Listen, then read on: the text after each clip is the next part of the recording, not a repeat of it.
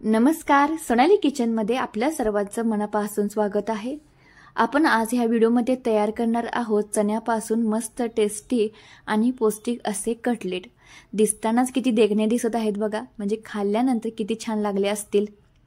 तर चला आपण कटलेट तयार करणार आहोत चण्याचे। त्यासाठी घ्यायचा चणा। तुमच्या घरामध्ये जितके सदस्य आहेत तितके इथं चणा वापरायचा। जे लोक चणा खात नाहीत त्यांना सुद्धा हा चण्याचं कटलेट खूप आवडीने खातील। काय करायचं, केल्यानंतर एकदा खायला द्यायचं आणि विचारायला लावायचं त्यांना की हे कशाचं कटलेट आहे। त्यांना अजिबात ओळखणार नाही की हे चण्याचं कटलेट आहे ती। तर आता हे आपण घेतला आहे चणा, स्वच्छ पाण्याने धुवून घ्यायचा आणि ह्यामध्ये पाणी घालून 7 ते 8 तास भिजत घालायचा। इतका वेळ नसेल तर तुम्ही गरम पाण्यामध्ये हे चणे भिजत घालून 3 तासानंतर केलं तरी सुद्धा चालतं। चण्याची भाजी असू दे, चण्याचं कटलेट असू दे किंवा चण्याचा कोणताही पदार्थ करायचा झाल्यानंतर हे ट्रिक मात्र लक्षात ठेवा। तुम्हाला झटपट पाहिजे असेल तर 3 तास अगोदर गरम पाण्यामध्ये घाला, चणे छान असे फुगले जातात। तर चणे शिजवताना ह्यामध्ये घातलं आहे मीठ, हळद घातली आहे। हे छान असं मिक्स करून घ्यायचं। कुकरचं झाकण लावून आता शेगडीत ठेवायचं, म्हणजे ह्याच्या आता आपण 5 शिट्ट्या करून घेणार आहोत। 5 शिट्ट्यामध्ये छान असं हे चणे शिजले जातात। काही वेळेला चण्यांचा प्रकार सुद्धा वेगळा असतो, त्यामुळे एका दुसरी शिट्टी जास्त कमी घ्यावी लागत असते। तर आता भाज्या कट करून घ्यायच्या। चणे सुद्धा 5 शिट्ट्यामध्ये छान अशी शिजलेत बघा, व्हिडिओमध्ये बघत आहात। तर घरामध्ये जितक्या असतील नसतील त्या भाज्या बाहेर काढायच्या, छान अशा कट करून घ्यायच्या। मिरची कट करून घेतली आहे, कोथिंबीर, कांदा आणि शिमला मिरची। घरामध्ये माझ्या एवढ्याच भाज्या होत्या म्हणून एवढ्या भाज्यांचा उपयोग केला आहे। आपल्याला कटलेट करण्यासाठी जो ब्रेडचा चुरा आहे तो तुमच्या घरामध्ये अवेलेबल असेल तर तुम्ही त्याचा वापर करू शकता। तर माझ्याकडे नव्हता म्हणून आपलं जुगाड लावला आहे। आपण महाराष्ट्रीयन बायका घरगुती आहे ना, काही तर जुगाड लावण्यात खूप हुशार असतो। तर त्याला मी घेतला आहे ब्रेड टोस्ट घेतला आहे, मिक्सरच्या जारमध्ये घालायचा। छान ह्याची आता पावडर करून घ्यायची। तर अगदी थोडे 10-12 इथं घेतले आहेत बघा मी टोस्ट, आणि ते बारीक करून घ्यायचं। अगदी खूप महत्त्वाचं आहे हे कटलेट करण्यासाठी। ह्यामधले एक पॉईंटसुद्धा लक्षात देऊन हे कटलेट तयार करा, खूप छान टेस्टी होतं बघा। बारीक करून घेतला आहे आता टोस्टचा चुरा।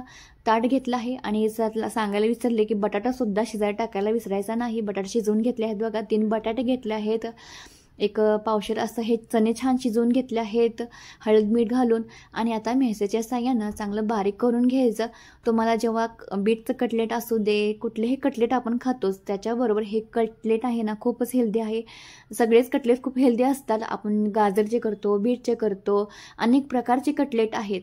त्यामधलाच हा एक पौष्टिक आणि टेस्टी प्रकार आहे कटलेटचा। तर थोडंसं बटाटा कच्चा असल्यामुळे मी इकडे तिकडे उडू लागले होते। तर अजिबात हे मिक्स करण्यासाठी हायगे करायचे नाही। जितकं छान मिक्स कराल तेवढं हे सॉफ्ट आणि टेस्टी लागतं, एकसारखं लागतं हे। तर बघा व्यवस्थित असं बारीक करून घेतलं आहे, मिक्स करून घेतलं आहे बटाटा। आणि हा कटलेट म्हटलं की बटाट्याचं पहिल्यांदाच नाव येतं। तर चला ह्यामध्ये आता माल मसाल्यांचा छिडकावा करूया। शिमला मिरची आहे, तर तुम्ही यामध्ये गाजर, बीट, कोबी, फ्लावरसुद्धा किसून घातला तरीसुद्धा चालतं। तर मी इथं शिमला मिरची, कोथिंबीर, कांदा आणि आमची तिखट मिरची असते ना तीसुद्धा घातली आहे। लाल काश्मीर मिरची पावडर, धने जिरे पावडर, नंतर ऑर्गॅन चिली फ्लेक्स आणि चवीपुरतं मीठ घालायचं।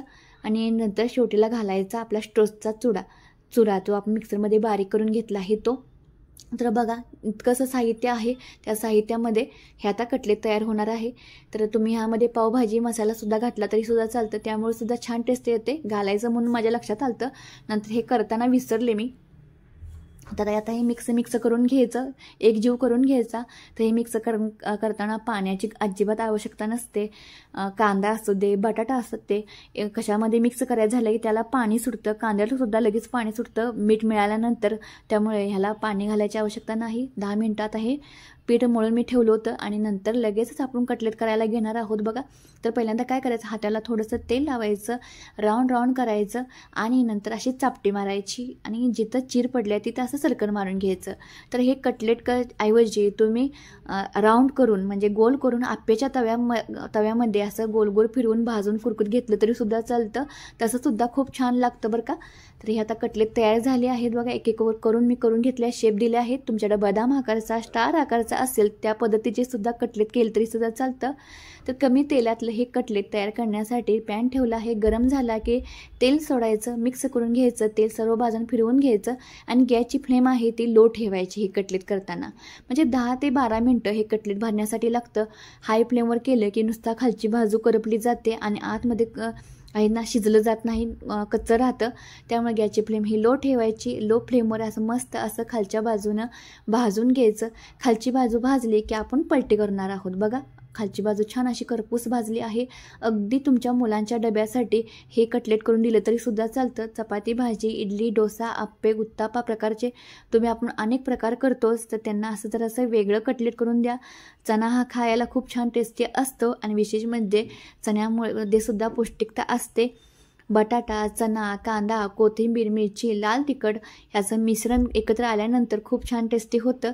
तर माझा मुलगा आहे तो कच्चंच खाऊ लागला होता.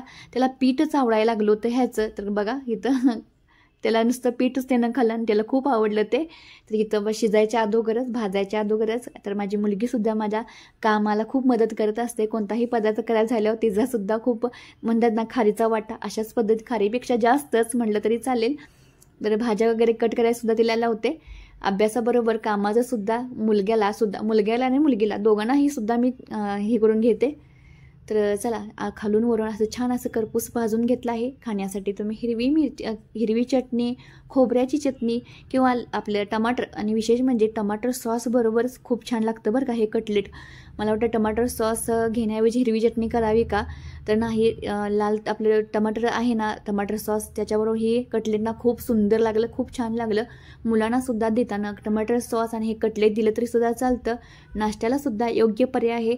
आणि विशेष म्हणजे जितकं दिसायलासुद्धा छान आहे ना, तितकं छान टेस्टलासुद्धा होतं बरं का. तर हे चण्याचं कटलेटची रेसिपी तुम्हाला कशी वाटली ते नक्की मला कमेंट करून सांगा. आणि आपलं सोनाली किचन बघायला तुम्हाला आवडत असेल तर प्लीज आपल्या सोनाली किचनला सबस्क्राईब मात्र करायला अजिबात विसरत जाऊ नका. तर बघा हे कटलेट झालं आहे सुंदर असं. आतूनसुद्धा छान शिजलं आहे, भाजलं आहे, वरूनसुद्धा कुरकुरीत असं लागत होतं. आणि हे खाल्लं आहे आम्ही टमाटर सॉस बरोबर. खूप छान टेस्टला झालं बरं का. आणि नक्कीच ट्राय करा आणि केल्यानंतर कमेंटमध्ये मला सांगायला अजिबात विसरू नका. आणि सोनाली किचनला जाता सबस्क्राईब करा. असंच चॅनल पाहत राहा. धन्यवाद.